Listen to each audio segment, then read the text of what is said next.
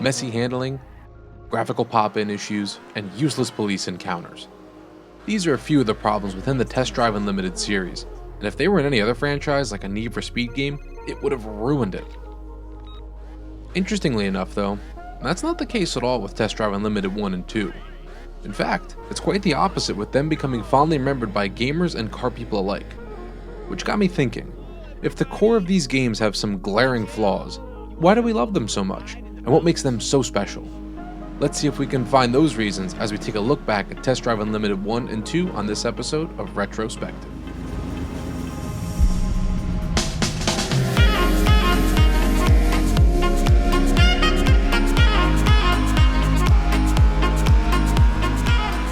Before we talk about the reasons we find the Test Drive Unlimited series so endearing, I want to take us on a quick detour down the, let's say, challenging history of the Test Drive franchise as a whole.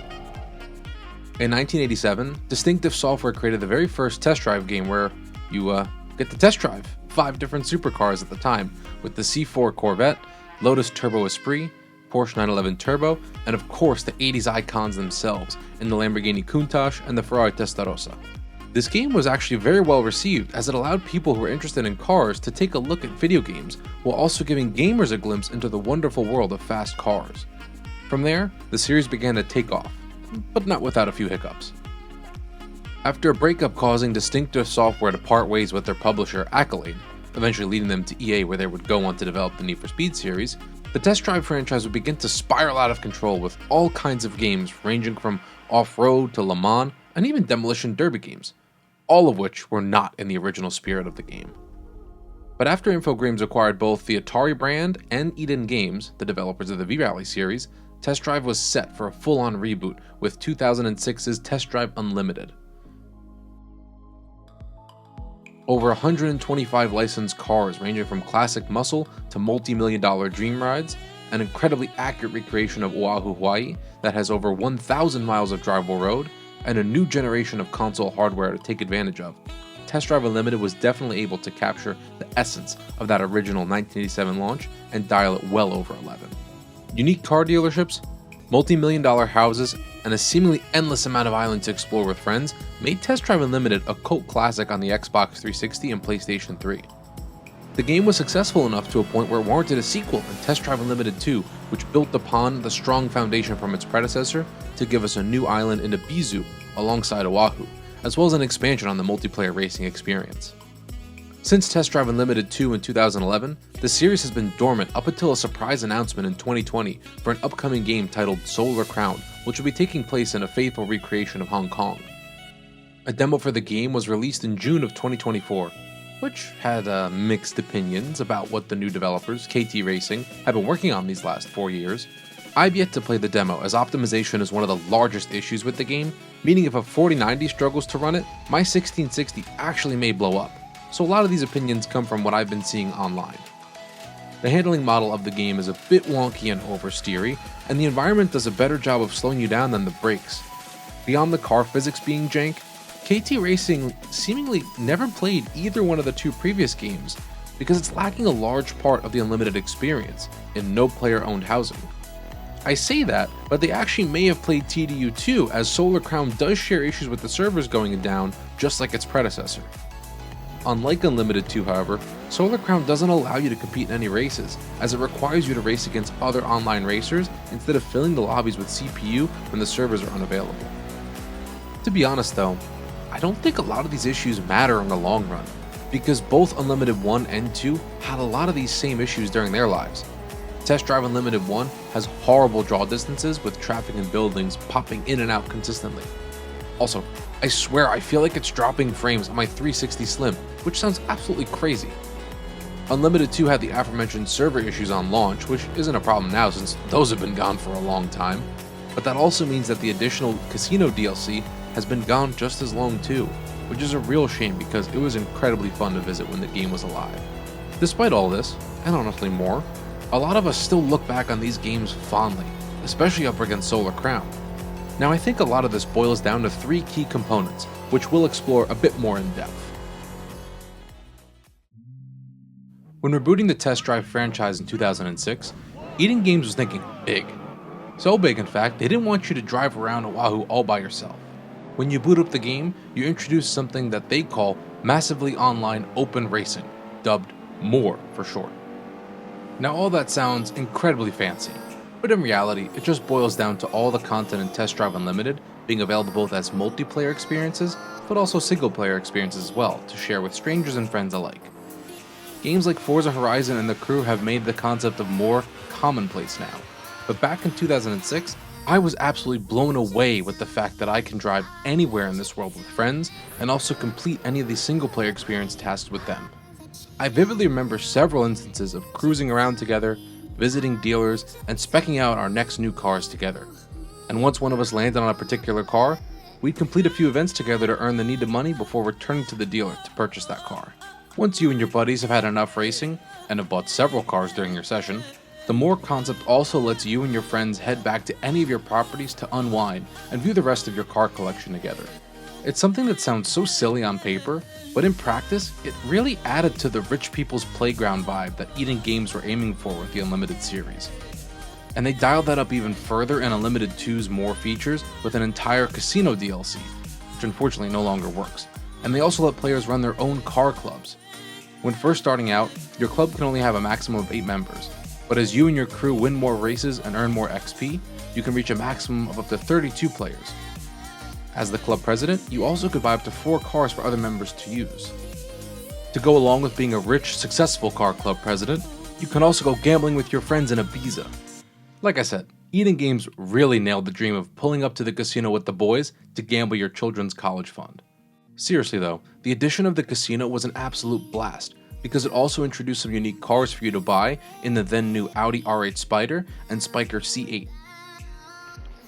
Now, you can't lose your house at the casino without having a house, which is also a major feature introduced in the Unlimited series. The owning the property portion, that is, not the betting your house bit. After you land in Oahu in TDU1, it's the first task on your list once you get your rental car. At the start of the game, your options are quite limited, but as you progress further, the properties you can obtain are absolutely breathtaking. While there isn't much you can do inside of your place, outside of changing in and out of your mid-2000s clothes, the garage is what matters most, as it's where you'll grow your collection. You can view each car stored at this location, dive in and out of the interior, and in TDU2 even cruise around with a friend in your car. Each house has a limited amount of car storage, which turns the gameplay of buying houses from something small but cool to do into a bigger core mechanic as your winnings start to multiply. Sometimes you'll be at points of your playthrough where you have enough money to buy that Ferrari Enzo or that Bugatti Veyron, but you may only have your first home which has its 4-car garage full, meaning you should spend those millions on expanding your portfolio of properties.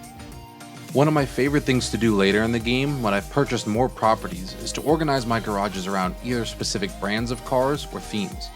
Now for this portion, you'll have to use your imagination to picture this, because when I started to film the video, I actually needed to start my game over again since the original save file contained DLC cars which are no longer available, rendering my save file essentially corrupted.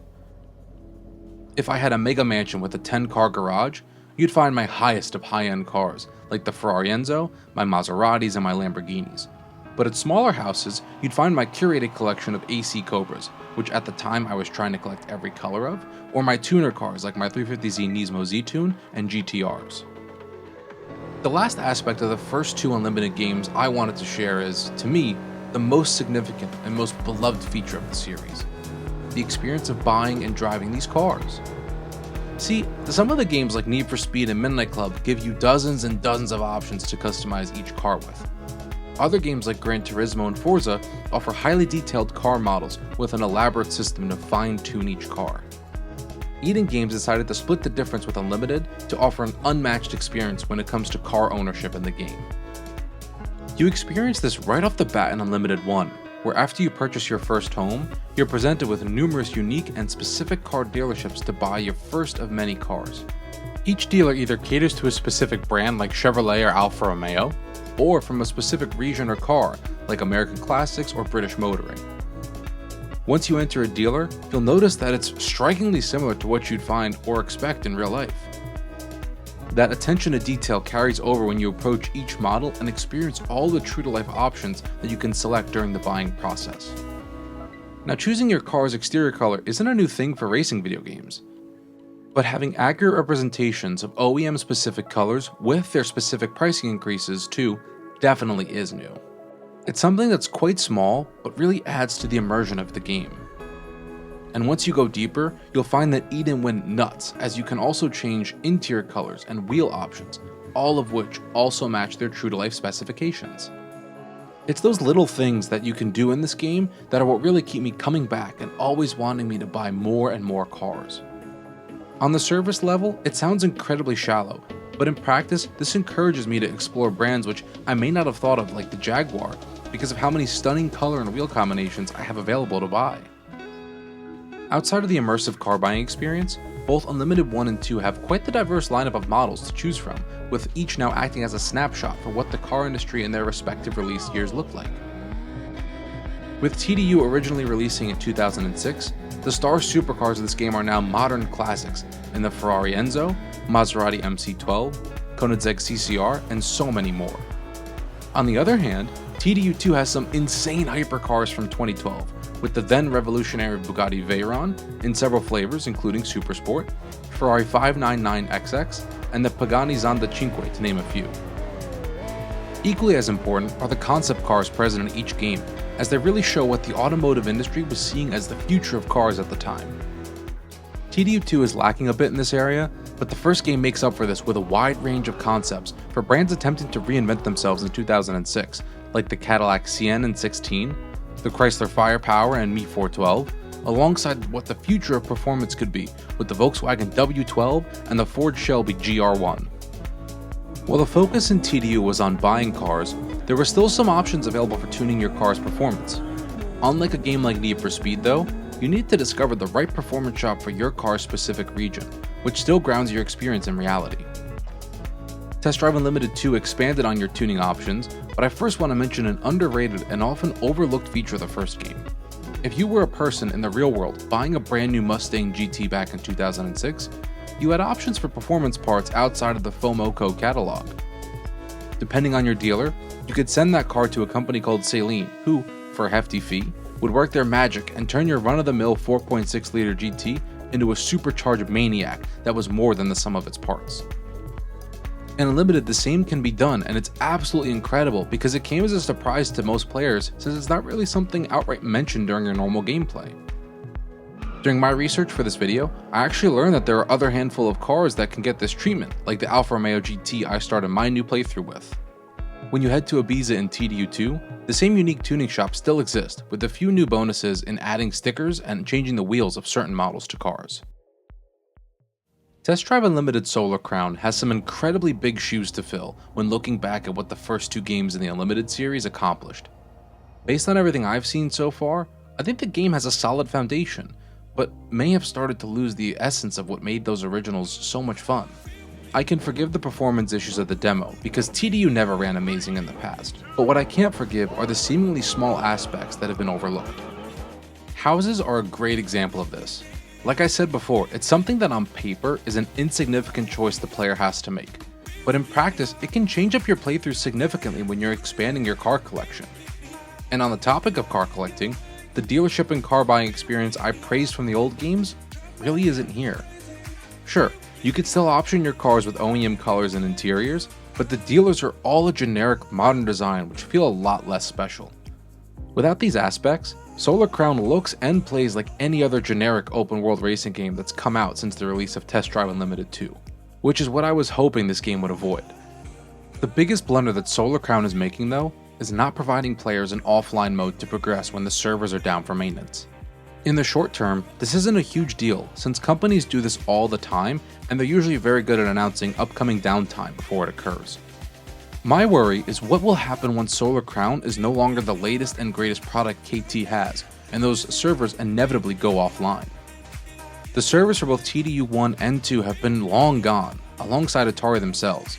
Yet despite that, gamers are still enjoying what Oahu and Ibiza have to offer. Videos like mine couldn't exist if these games didn't have an offline mode. An offline mode, I may add, that still feels alive thanks to all the CPU racers present that are still roaming these dormant streets. I think that's the secret to these old games. The little details Eden Games made sure were implemented that only impact people like us. who exist in the crossroads of gamers and gearheads.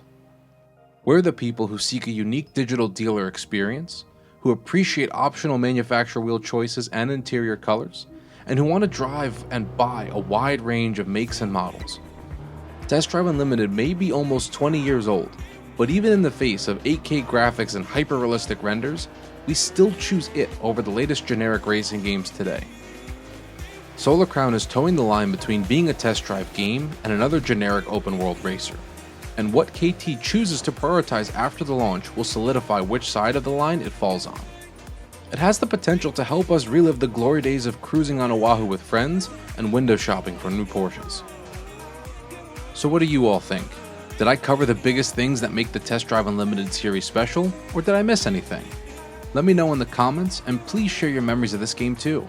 Thanks for watching, and I'll see you in the next one.